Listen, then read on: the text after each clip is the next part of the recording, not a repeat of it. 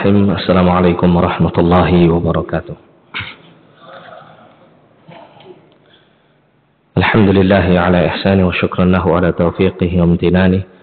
Asyhadu an la ilaha illallah wahdahu la syarika lah ta'ziman li sya'nihi wa asyhadu anna Muhammadan abduhu wa rasuluhu da'iyan ila ridwanih. Allahumma salli alaihi wa ala alihi wa sahbihi wa ikhwani amma ba'd. Ma'asyiral muslimin wal muslimat rahimani wa rahimakumullah. Alhamdulillah, pada kesempatan yang mulia ini Allah Ta'ala kembali mempertemukan kita untuk melanjutkan pembahasan Kitabus Shalah dari kitab Bulughul Maram, yang mana kita masih berada di dalam bab Al-Masajid, bab tentang masjid. Kita sampai pada hadis yang diriwayatkan dari Hakim bin Hizam radhiyallahu ta'ala anhu. Qala, beliau mengatakan, qala Rasulullah sallallahu alaihi wasallam, Rasulullah sallallahu alaihi wasallam bersabda, la tuqamul hududu fil masajidi wa la yustaqadu fiha. Tidak diperkenankan untuk ditegakkan al-hudud, ya, hukuman had di dalam masjid, wa la yustaqadu fiha, dan tidak boleh dilakukan penegakan hukum kisos di dalamnya. Ya, jadi pemberian hukuman, ya, kepada orang yang melakukan pelanggaran syariat itu tidak diperkenankan untuk dilakukan di dalam masjid. Ya, disebutkan oleh penjelas kitab ini, ya, yaitu Syekh Luqman Al-Hindi. Beliau mengatakan hurmatu tanfidil hudud fil masajid. Jadi haramnya atau terlarangnya menjalankan sanksi atau hukuman-hukuman kepada orang yang melakukan pelanggaran syariat fil masajid, di dalam masjid-masjid. Jadi kalau di dalam ruangan masjid itu adalah, ya, digunakan untuk beribadah, ya, tidak digunakan untuk menegakkan hukum had.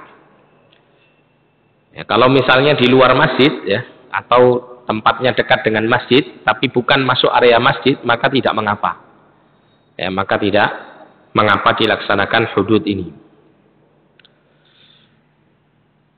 Kemudian wa an Aisyah radhiyallahu anha qalat, dari Ummul Mukminin Aisyah radhiyallahu anha, beliau mengatakan, usiba Sa'dun yaumal khandaqi fa daraba alaihi Rasulullah sallallahu alaihi wasallam khaymatan fil masjidi liya'udahu min qarib. Ya, muttafaqun alaih. Jadi Ummul Mukminin Aisyah radhiyallahu anha pernah menceritakan bahwa ada seorang sahabat bernama Sa'ad tertimpa luka pada Yaumul Khandaq, pada hari perang Khandaq, perang Parit, ya. Maka Rasulullah sallallahu alaihi wasallam membuatkan baginya kemah di dalam masjid. Di dalam masjid Nabi itu dibuatkan kemah, gitu ya, untuk diletakkan Sa'ad di dalamnya, ya, untuk Sa'ad bisa dirawat di dalamnya, ya, liya'udahu min qarib, agar supaya Nabi bisa menjenguk Sa'ad itu dari dekat, ya, karena Rasul itu rumahnya kan berdampingan dengan masjid beliau, ya, agar supaya Nabi Shallallahu Alaihi Wasallam bisa memberikan, ya, perawatan kepada Sa'ad, ya, dan bisa menjenguknya dengan jarak yang dekat, maka beliau membuatkan kemah. Nah, di sini terdapat pelajaran. Yang pertama, ibahatun naum fil masjid. Jadi dari hadis nomor, kalau di kitab kami ini nomor 252, ibahatun naum fil masjid, boleh untuk tidur dalam masjid. Jadi tidur dalam masjid itu tidak terlarang, ya, tidak terlarang. Termasuk juga pernah sahabat Ali bin Abi Thalib ketika sedang sedikit ada pertikaian dengan istrinya, maka sahabat Ali bin Abi Thalib itu pergi, ya, untuk meredakan kemarahannya, itu masuk ke masjid dan kemudian tidur di masjid. Nah, kalau dia rebahan di masjid itu, Rasulullah Sallallahu Alaihi Wasallam membangunkannya. Ya, Rasulullah membangunkan dengan kaki beliau itu di apa gini nih, ditendang-tendangkan ini. Ya Aba Turab gitu ya. Wahai bapake lemah. Wahai Abu Turab, ya bangun gitu. Nah, semenjak itu kata Ali bin Abi Thalib, aku sangat suka dengan kunyah atau julukan yang diberikan Nabi SAW, yaitu Abu Turab. Abu Turab itu bapaknya tanah, Turab itu tanah. Kenapa? Karena beliau waktu itu tidur di atas lantai Masjid Nabawi yang kala itu masih berupa tanah. Jadi boleh, tidak masalah. Ya, tidur dalam masjid itu tidak terlarang. Ya, akan tetapi berusaha untuk menjaga kebersihannya. Ini ya. Apalagi kalau masjidnya bukan masjid tanah seperti zaman Nabi. Masjidnya kayak karpet seperti ini. Nah, ini juga harus diperhatikan kebersihannya. Namun secara hukum asal, orang tidur dalam masjid itu tidak terlarang. Ya, tidak terlarang secara hukum asal. Kemudian yang kedua, jawazu tarkil marid fil masjid. Boleh untuk meletakkan orang yang sakit dalam masjid. Bahkan termasuk merawatnya gitu ya. Terutama kalau kondisinya memang darurat, tidak memungkinkan ya untuk orang yang sakit itu diletakkan kecuali di masjid misalnya. Ya, maka tidak ada masalah. Makanya kemudian ada sebagian masjid itu yang mengadakan khitanan massal. Nah, menggunakan ruangan masjid. Boleh tidak? Jawabannya boleh, tidak masalah. Karena masuk kategori apa? Kategori tamrid, ya, kategori merawat, ya, atau melakukan semacam perawatan, pengobatan dan semacamnya. Termasuk juga misalnya bekam, ya, melakukan bekam di masjid, tidak apa-apa.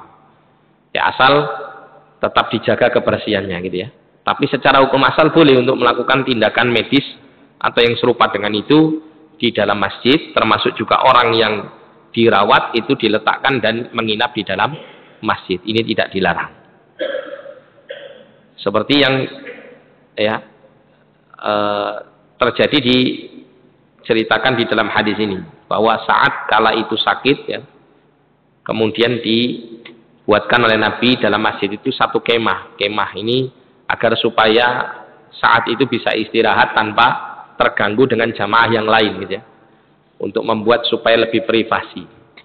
Ya, maka boleh kalau misalnya masjid itu, boleh tidak masjid itu kemudian dibuat ruangan khusus untuk jamaah, misalnya kala kondisinya misalnya di masjid tiba-tiba dalam keadaan sakit atau apa gitu ya, terus kemudian untuk sementara waktu beristirahat di situ, maka jawabannya tidak apa-apa, ya, tidak dilarang.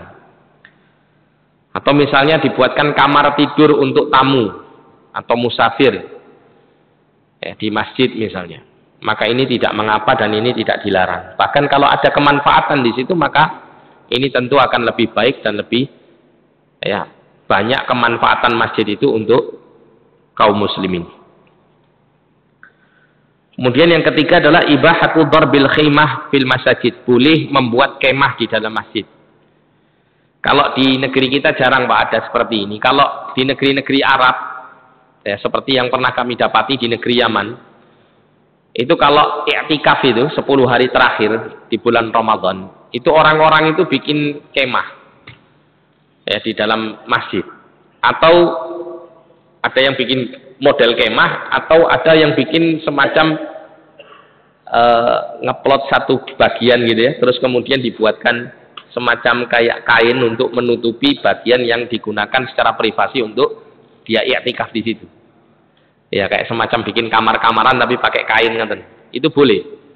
Ya. Kalau memang tidak ada ya bilik-biliknya begitu di masjid, ya, maka boleh menggunakan hal-hal yang demikian. Asal nanti ketika sholat berjamaah dilepas untuk bisa menyambung shaf di dalam sholat. Kemudian setelah itu dipasang lagi. Seperti buat kalau di kamar itu ada kelambunya, nah gitu, model-model ngoten itu boleh, tidak apa-apa. Agar supaya lebih konsentrasi. Karena kalau misalnya tidak pakai itu misalnya, itu kadang-kadang berpeluang untuk ngobrol sama yang lain, ya.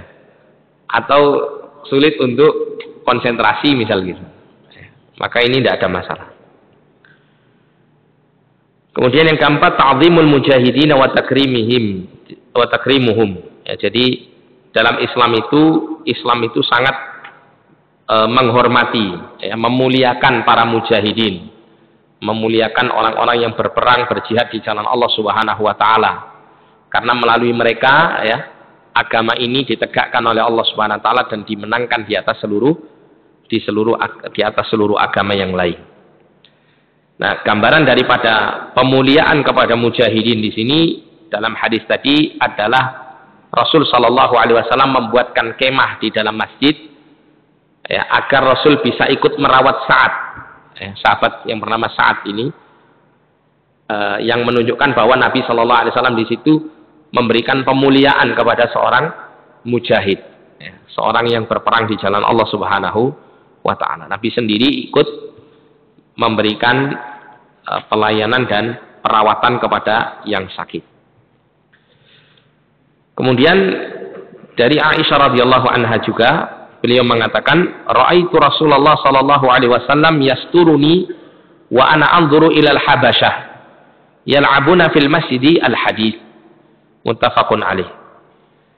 Jadi Ummul Mukminin Aisyah radhiyallahu anha pernah cerita, aku pernah melihat Rasulullah sallallahu alaihi wasallam menutupiku, ya, sedangkan aku melihat kepada Al-Habasyah.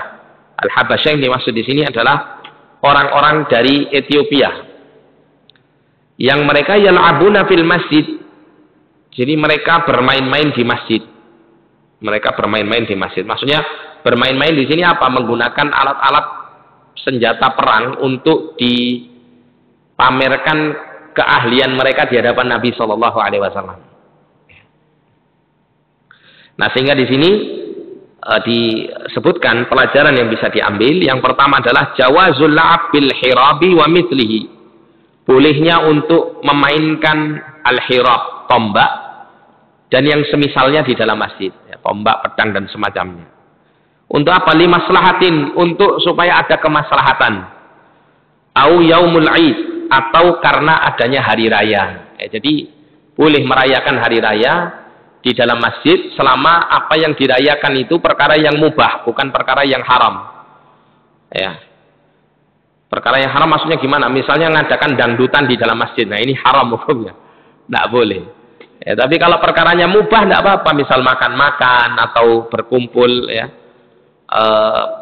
mengadakan acara-acara yang tidak haram gitu, ya, tidak ada unsur-unsur keharaman, maka tidak ada masalah. Nggih.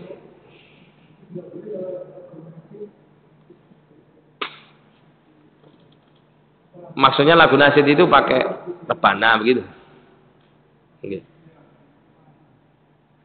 Gimana, Pak? Kalau isi syairnya tidak ada masalah, tidak apa-apa. Ya, kalau misal di hari raya gitu, ya, bukan mesti harus ada begitu, enggak. Ya, kalau sesekali seperti di dalam hari-hari besar, hari raya, maka tidak ada masalah selama tidak menggunakan, ya, alat-alat musik yang dilarang. Kemudian lagu-lagu atau lirik-liriknya itu cenderung mengingatkan orang itu bukan untuk kebaikan, tapi malah mengingatkan kepada hal-hal yang buruk. Seperti sebagian orang itu ada yang mungkin liriknya baik, tapi kemudian lagunya itu dipakai lagu-lagu yang populer, lagu-lagu yang jelek, ya. Misalnya pakai langgam dangdut gitu, ya. Bacanya bagus, ya, mungkin syair-syair yang berisi nasihat, pujian, atau bacaan sholawat yang tidak terlarang. Terus kemudian nadanya dipakai nada, ya, lagu dangdut. Nah, ini tidak boleh seperti ini. Ini sama dengan pelecehan. Di masa Rasulullah itu, Rasulullah pun juga pernah, bahkan di dalam rumah beliau itu anak-anak kecil, para wanita-wanita kecil itu main duf. Duf itu rebana yang tidak pakai ada kerincingannya. Duf, duk, duk, duk, duk, duk, gitu aja bunyinya. Ya, itu mereka bersendang di situ sambil mengatakan, ya, ada sebuah kalimat, kala itu mereka membaca pujian-pujian kepada Rasulullah, kepada para syuhada Badar gitu, ya, dari keluarga mereka yang meninggal mati syahid di perang Badar. Nah, kemudian ada sebuah kalimat yang mengatakan begini, wa fina rasulun ya'lamu fi ghadin, begitu. Di tengah-tengah kami ada seorang rasul yang mengerti apa yang akan terjadi besok. Maka Rasulullah mengatakan, da'i hadhil kalimah. Tinggalkan kalimat ini, kata Nabi. Kembalilah kalian kepada kalimat yang pertama. Maksudnya kalimat yang pertama apa? Ya, puji-pujian yang tidak berlebih-lebihan. Ya, jadi Rasulullah kala itu tidak menginginkan ada kalimat batil di situ. Nah, kalimat batil yang dimaksud apa? Jadi para anak-anak wanita ini ketika main duf itu dia mengatakan bahwa Rasulullah di tengah kami ada seorang Rasul yang ngerti masa yang akan datang. Nah, Rasulullah tidak suka. Rasulullah itu orang yang tidak tahu masa yang akan datang, kecuali yang diwahyukan saja. Nah, gitu. Ya. Dan kala itu ya kita bisa mengambil pelajaran. Saya yakin kala itu para anak-anak itu ketika menyanyikan mendendangkan kalimat ini tentu bukan untuk memuji Rasul sampai pada taraf mengerti secara mandiri masa yang akan datang, kan begitu ya. Mesti maksud mereka adalah Rasul itu tahu masa yang akan datang yang diwahyukan saja oleh Allah. Tapi Rasulullah tidak mau, karena apa? Ini saddun lidzari'ah, untuk menutup celah agar orang tidak memuji berlebih-lebihan kepada Rasulullah. Ya, dikhawatirkan nanti ada orang-orang yang hulu, ekstrim dalam mengagungkan Rasul, nanti terjadi seperti orang-orang Nasrani yang mengagungkan siapa? Nabi Isa alaihissalam sampai pada tingkatan yang tidak selayaknya. Nah, begitu. Makanya Nabi dalam hadis yang lain pernah mengatakan, la tutruni kama atratin nasara ibna Maryam. Jangan kamu memujiku seperti orang-orang Nasrani memuji Isa putra Maryam. Nabi. Ya. Jadi selama hal-hal itu adalah perkara yang mubah, yang boleh, maka tidak apa-apa. Ya, termasuk dilakukan di masjid pun tidak mengapa.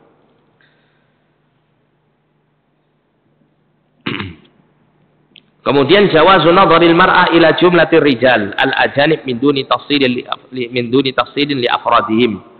Boleh untuk memandang wanita, boleh wanita memandang, ya, wanita memandang kepada sejumlah para laki-laki asing, ya, tanpa melihatnya satu persatu. Nah, gitu. Jadi lihat gitu, oh banyak orang laki-laki, ngapain sih orang-orang itu? Oh begini, tidak apa-apa. Tapi kalau terus itu orang sing ganteng dipelosot terus, nah ini tidak boleh. Ya, ini tidak diperbolehkan bagi wanita. Kenapa? Karena Ummul Mukminin Aisyah, ibunda Aisyah kala itu ikut nimbrung lihat bersama Rasulullah, ya, di belakang punggungnya Rasul. Jadi ibunda Aisyah itu apa namanya, istilahnya itu apa? Bersembunyi di balik punggungnya Nabi sambil melihat gitu, sambil melihat apa sih yang dilakukan oleh orang-orang laki-laki Habasyah di masjid ini. Ternyata mereka bermain pedang, ada yang memainkan tombak gitu ya, memberikan apa namanya pertunjukan di masjid kala itu untuk menunjukkan kebolehannya di hadapan kaum muslimin, termasuk di situ ada Rasulullah.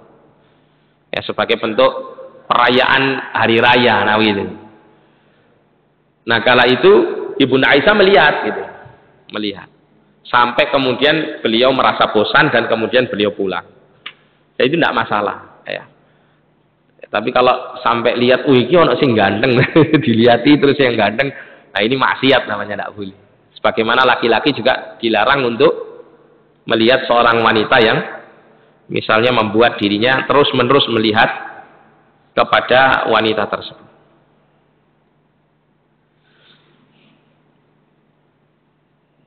Kemudian berikutnya dari Ummul Mukminin Aisyah radhiyallahu anha, anna walidatan sauda kana laha khiba'un fil masjid.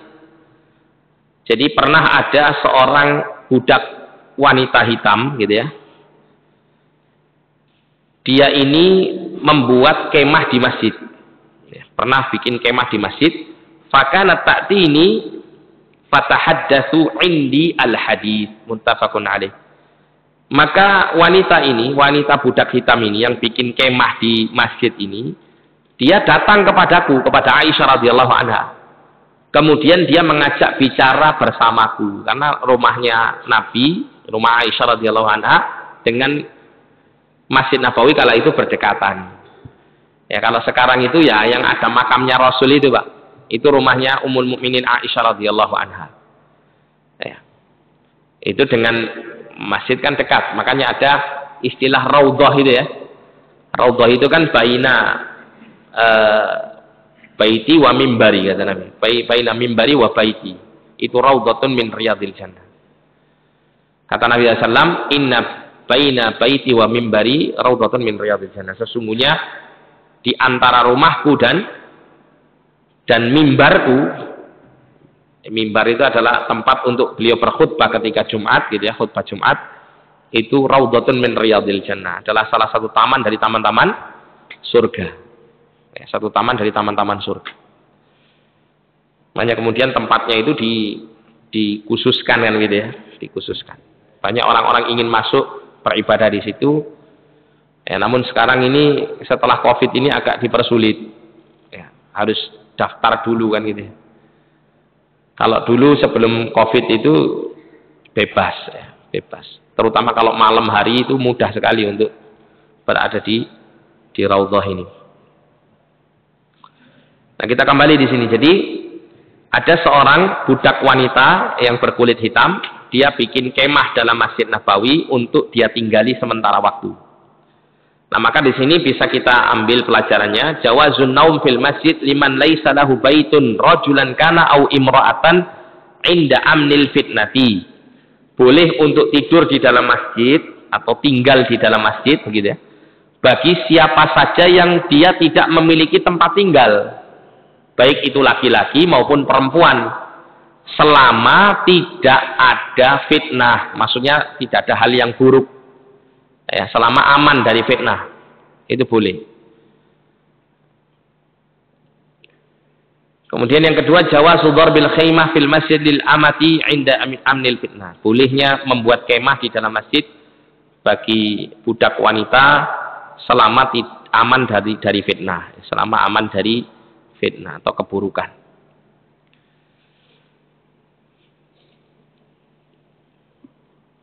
Kemudian yang berikutnya dari Anas radhiyallahu anhu, beliau mengatakan qala Rasulullah sallallahu alaihi wasallam. Rasulullah sallallahu alaihi wasallam bersabda, al-buzaqu fil masjidi khati'atun wa kaffaratuha dafnuha.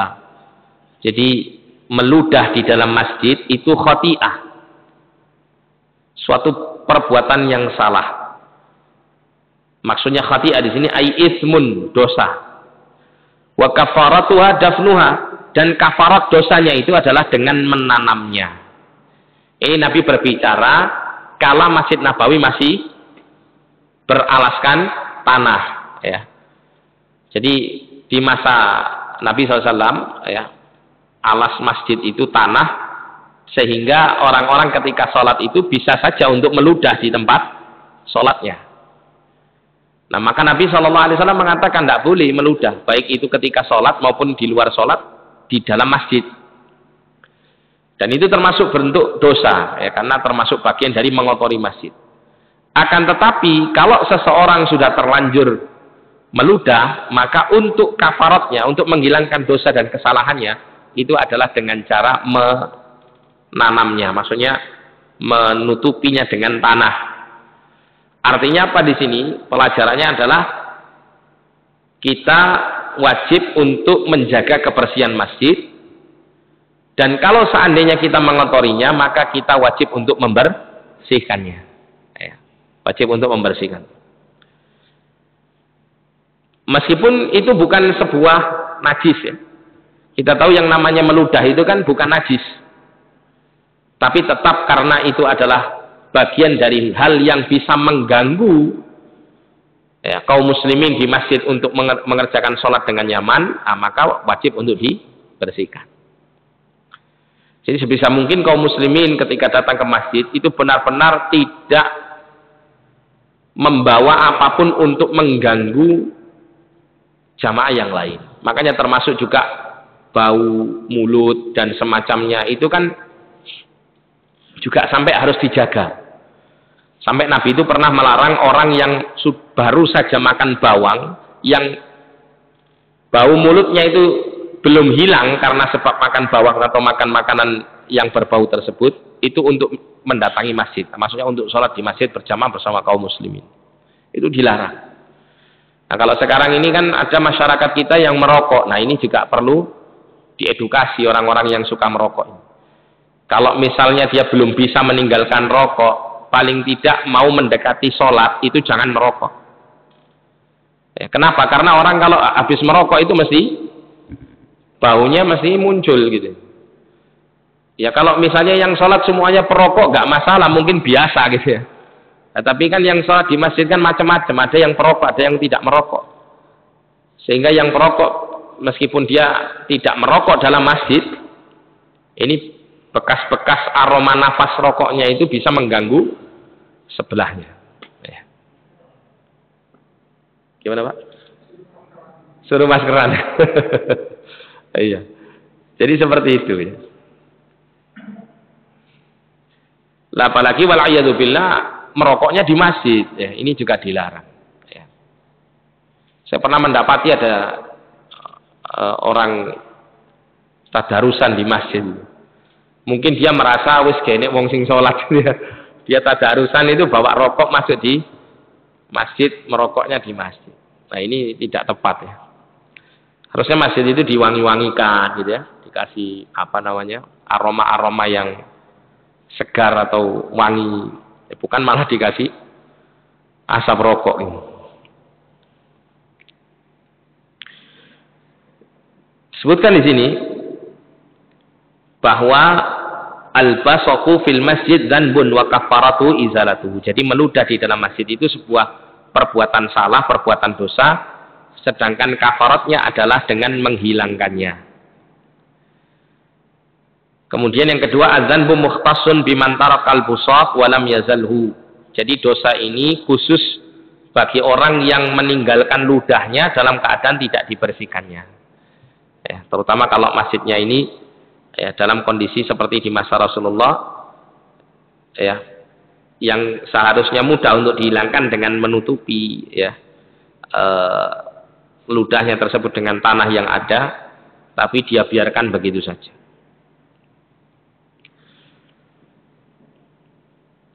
Kalau misalnya orang sholat sambil meludah karena kondisi memang membutuhkan untuk meludah, itu tidak mengapa sebetulnya. Dari sisi gerakannya ya, tidak masalah. Asalkan meludahnya tidak menghadap ke kiblat. Ya, kalau menghadap ke kiblat itu ada sebuah riwayat itu diterangkan bahwa nanti pada hari kiamat dia akan diludahi dari arah kiblat. Ya, karena dia meludah di arah kiblat dan ini sebuah bentuk ketidaksopanan. Kenapa? Karena Allah menghadap atau dia menghadap Allah Subhanahu wa taala kan gitu. Ya, dia menghadapkan dirinya di hadapan Allah Subhanahu wa taala. Gelegean enggak apa-apa, Pak? Enggak apa-apa. Gelegean enggak apa-apa. Bersin ya enggak apa-apa. Gimana, Pak? Ya kalau pas gelegean ditutup biar enggak bau. Ya. Tapi secara hukum enggak apa-apa gelegean.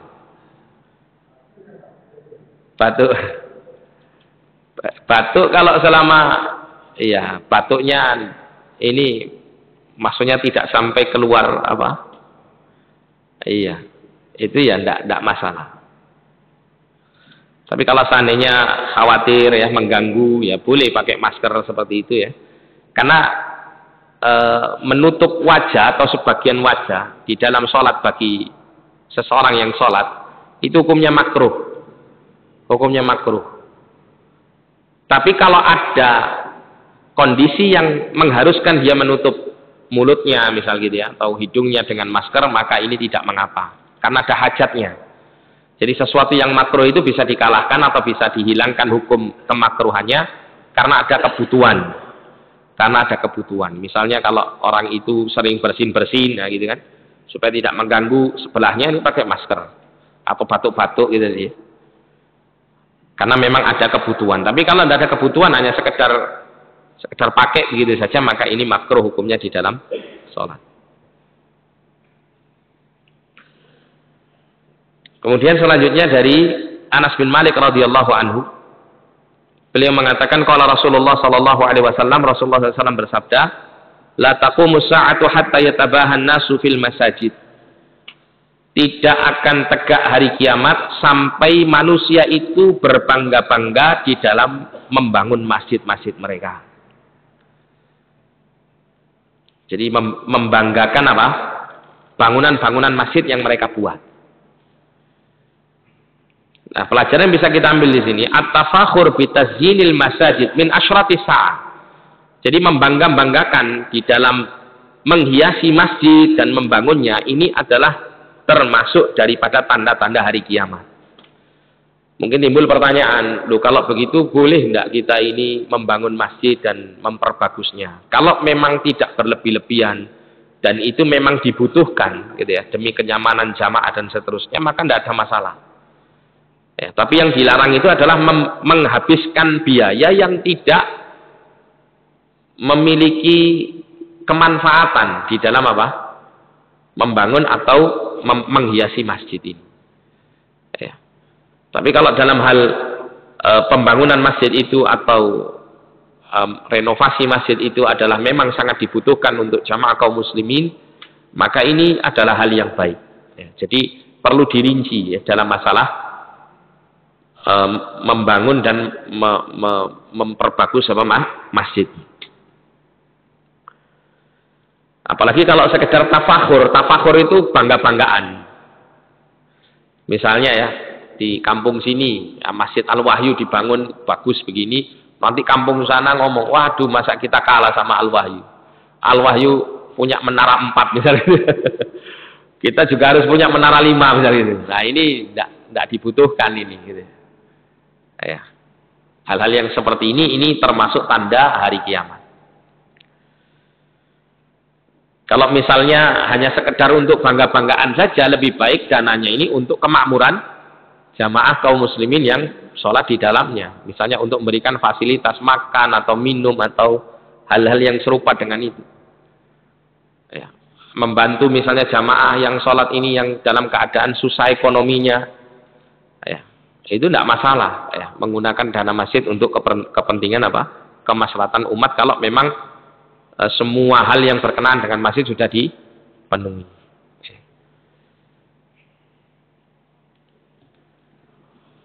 Kemudian karahatu tazyinil masajid ya.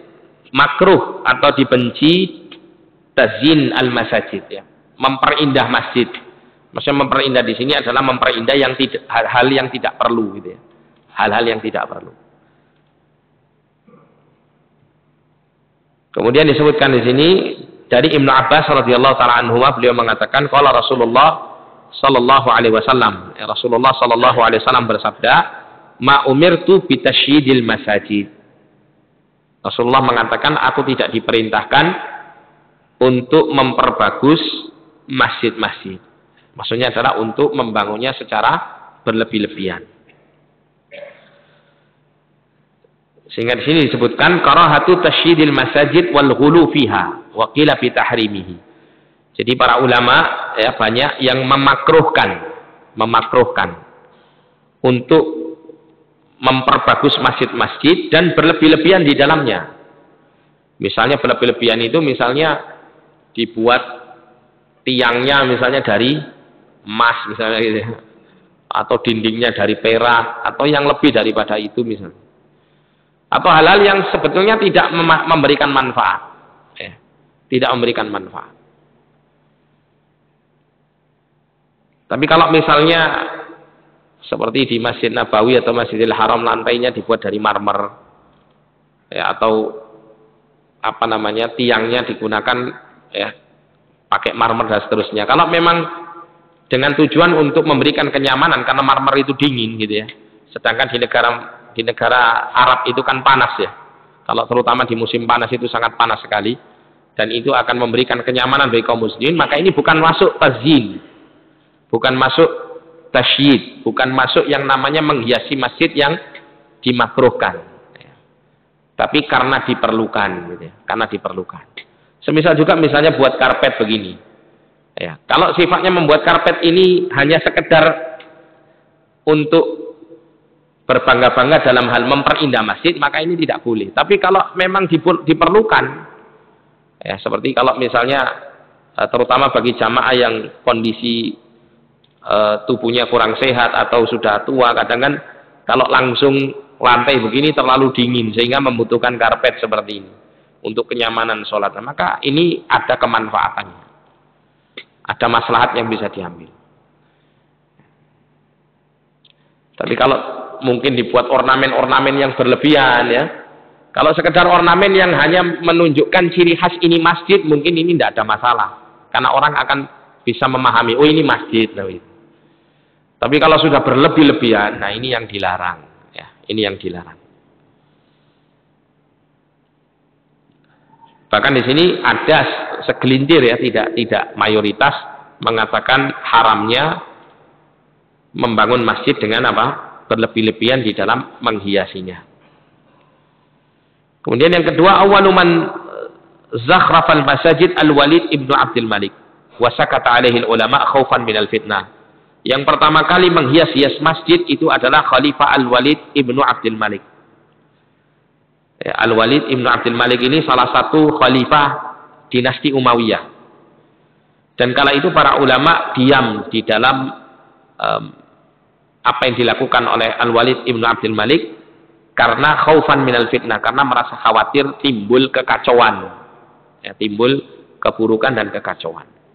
Jadi ada di zaman dahulu Pak, khalifah-khalifah itu terlalu berlebih-lebihan. Sampai misalnya pernah mereka itu,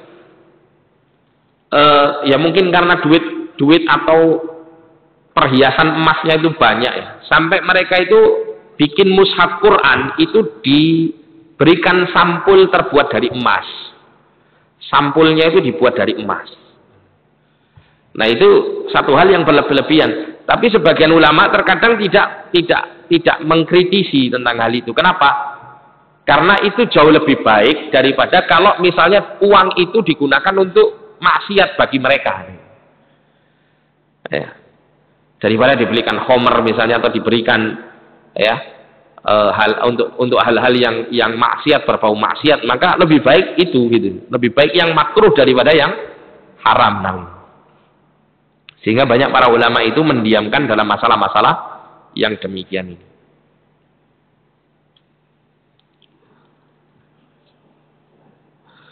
Kemudian dari Anas bin Malik radhiyallahu an, beliau mengatakan Rasulullah SAW bersabda, "Uridat alayya ujuru ummati hatta al-qadhatu yukhrijuha ar-rajulu minal masjid."